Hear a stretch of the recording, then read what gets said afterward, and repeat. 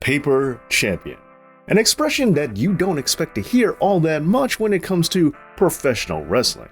After all, it is predetermined, so isn't everybody a paper champion? Well, not if we keep it kayfabe. And that's the subject of this episode, because today...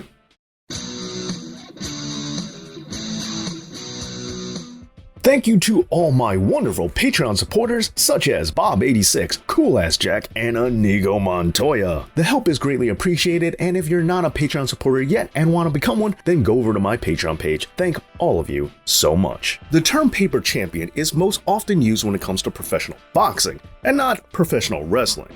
What does it mean? Well, for the uninitiated, a paper champion is someone who is merely a champion on paper.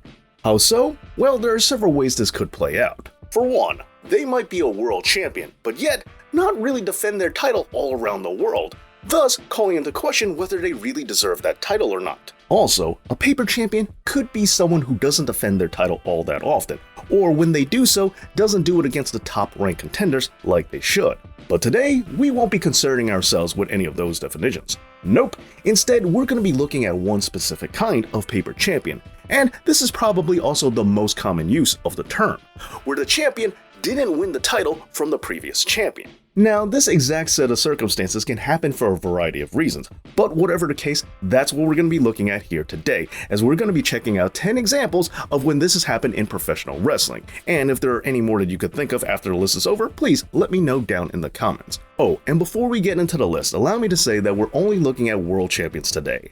And furthermore, since this is about times where people were handed the title over, any time that the belt was vacated and they had a match for it, well, that's not going to count. It only counts if they were given the belt straight up.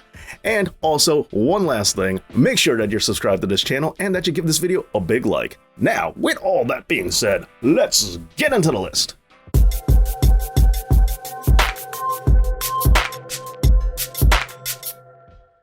Well, we all might like to think that Dolph Ziggler's first run with the big gold belt was after he cashed in his Money in the Bank the night after WrestleMania. However, that unfortunately isn't so. Ziggler's first run as world champion was less than a day, and it happened after his on-screen girlfriend Vicky Guerrero, who was serving as general manager for SmackDown at the time, awarded him the title after banning the spear from being used by Edge. But this reign wouldn't last long at all, as after stripping Edge of the title, Vicky Guerrero would proceed to fire him, only for Teddy Long to bring him back and issue a rematch, which Edge won later on that night.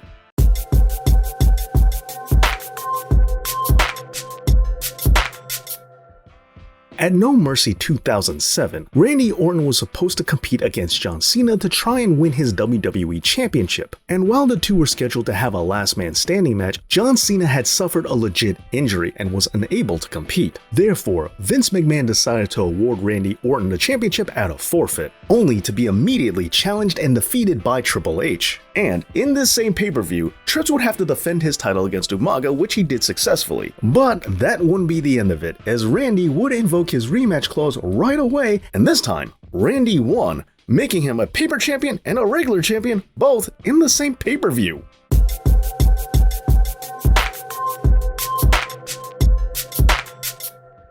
Now this might be the most obvious answer for many people, as Triple H was simply handed the big gold belt via nothing from Eric Bischoff, after Brock Lesnar became the undisputed champion and decided to become exclusive to Stephanie McMahon and SmackDown. Eazy-E retaliated by creating his own world title, and he did so by bringing back the big gold belt. But instead of having a tournament or a number one contendership match or any kind of qualifier, he simply gave it to Triple H of all people. He just gave it to him, which as far as I'm concerned makes him the most obvious paper champion there ever was in professional wrestling.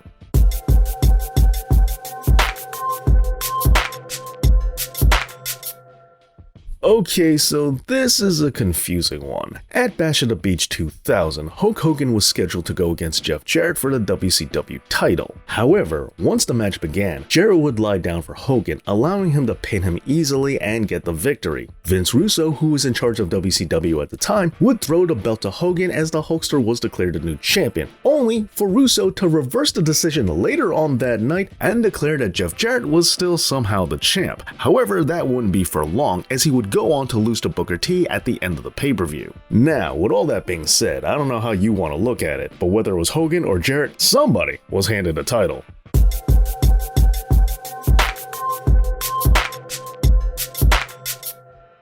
Staying with World Championship Wrestling for the moment, on January 25, 2000, WCW Commissioner Kevin Nash would strip Sid Vicious of the WCW Championship, only to award it to himself. Later on that night, and Sid would regain the title in a triple threat, making this whole ordeal rather pointless, which is ultimately how WCW viewed the whole situation, as they didn't recognize Nash's reign at the time. But when WWE acquired WCW, they did, thus putting it right back in the record books.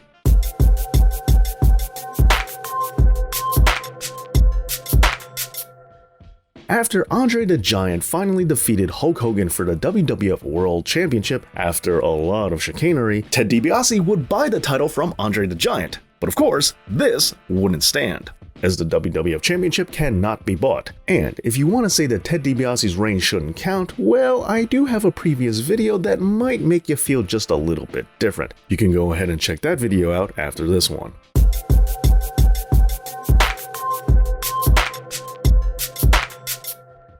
Alright, so this next entry is guilty on multiple fronts. First, Vern Gagne won his 10th and final AWA World Championship by defeating Nick Bockwinkel. Then, a little over 300 days later, he would retire from the business, going out on top while still champion. This meant that the AWA Championship was still up for grabs, and instead of having a match for it, the belt would simply just be handed back to Bockwinkel. This reign would last for over a year, depending on how you want to count it, because during this time, Nick Bockwinkel would lose the championship to Hulk Hogan, right before the Hulkster left for the WWF. As a result, the American Wrestling Association reversed the decision, and the AWA president at the time, Stanley Blackburn, awarded the championship back to Bockwinkel. Now, whether or not you recognize Hogan's reign as counting, well, that's up to you. But as far as I'm concerned, you have at least one of two examples to choose from where Nick Bockwinkel was handed over a title belt.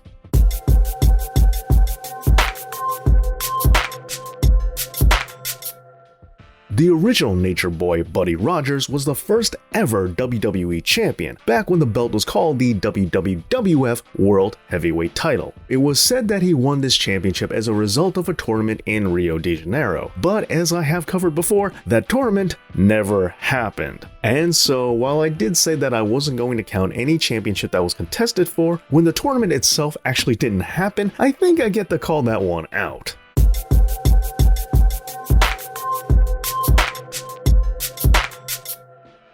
Going back to the AWA and also back to something that I've already covered in a previous video, Pat O'Connor is listed as the first ever American Wrestling Association World Champion. The trick is, he was also the NWA champion at the same time. Gagne decided by declaring that the NWA champion was their first champion, it would add some legitimacy to their title. And after 90 days of NWA wrestler Pat O'Connor unsurprisingly not showing up to wrestle in the AWA to defend his title, well, he was stripped of the championship, and it was awarded to Vern Gagne. Now, you gotta admit, this is a pretty interesting way to start a company, even if it does result in not one but two paper champions right off the bat.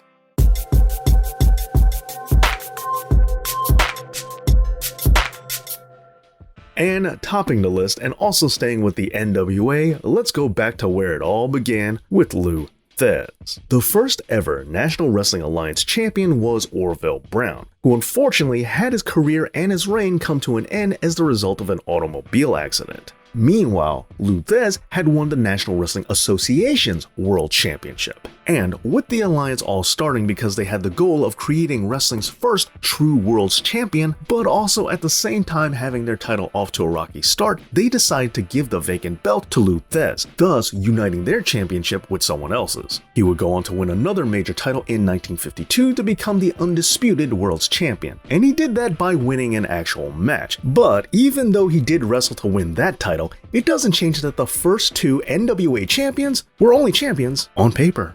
Well, there you go, 10 paper world champions in professional wrestling. Can you think of any more? Let me know down in the comments, and please make sure that you're subscribed to this channel. Be a member of the Know It All Nation, and as always, Dave knows.